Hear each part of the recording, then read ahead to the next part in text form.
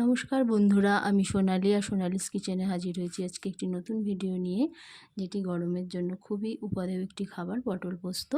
তো দেখে নিন কীভাবে বানাতে হয় রেসিপিটি। আমি কড়াইতে একটু সর্ষের তেল দিয়ে দিচ্ছি পটলগুলো ভাজার জন্য। আমি এখানে বলে রাখি, পটলগুলোকে আমি এইভাবে ছাড়িয়ে নিয়েছি এবং গাটা একটু করে কেটে রেখেছি, যাতে ইয়েগুলো মানে নুন তেল এগুলো ঢোকে আর ভাজাটা ভালো হয়। ওই জন্য আমি এইভাবে কেটে একটু গাটা চিড়ে রেখেছি। এবার তেলটা গরম হলে আমি পটলটা ছেড়ে দেবো এর মধ্যে। তেলটা গরম হয়ে গেছে, এবার আমি পটলগুলো ছেড়ে দিই।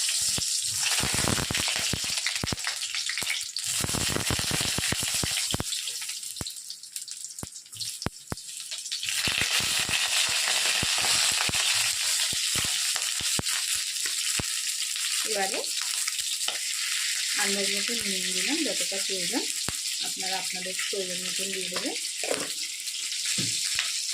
আর হলুদ এখানে খুব কম ব্যবহার করব, কারণ হলুদ দিলে পটলটা বড্ড তেলটা পুড়ে যায়, এই জন্য হলুদটা একটু কম ব্যবহার করব।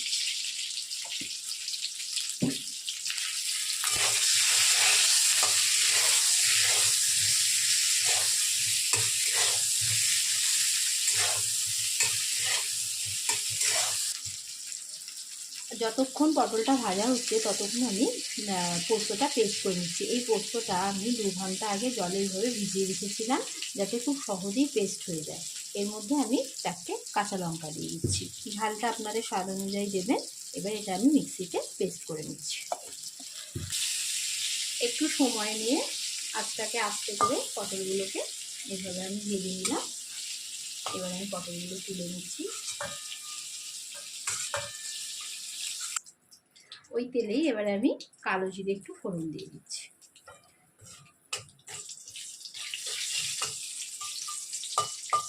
এখন এত গরম যে রান্নাঘরে বেশিক্ষণ থাকতে কারোরই ভালো লাগছে না, তো এই রান্নাটা খুবই সহজ, এইভাবে করবেন এবং খুব তাড়াতাড়ি রান্নাটা হয়ে যায়। আচ্ছা, কালো জিরে এবারে ফোড়নের একটা সুন্দর গন্ধ বেরিয়েছে, আমি পোস্তটা ঢেলে নিচ্ছি।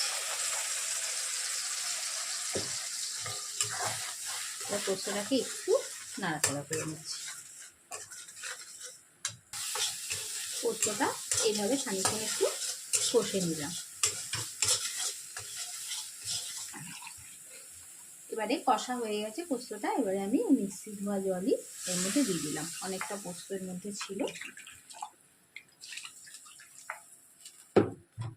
এটা একটু ফুটে উঠলে তারপরে আমি ভেজে রাখা পটলগুলো দিয়ে দেব।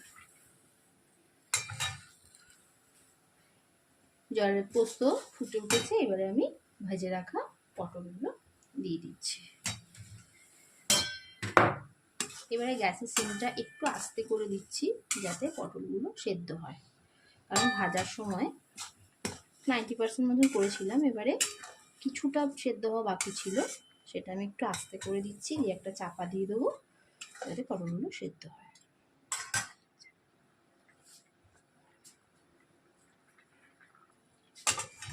নামানোর আগে অল্প নুন দিয়ে দিচ্ছি, কারণ পটল ভাজার সময় নুন দিয়েছিলাম, কিন্তু পোস্তর জন্য তো একটু নুন লাগে, তাই টেস্টের জন্য একটু নুন দিলাম।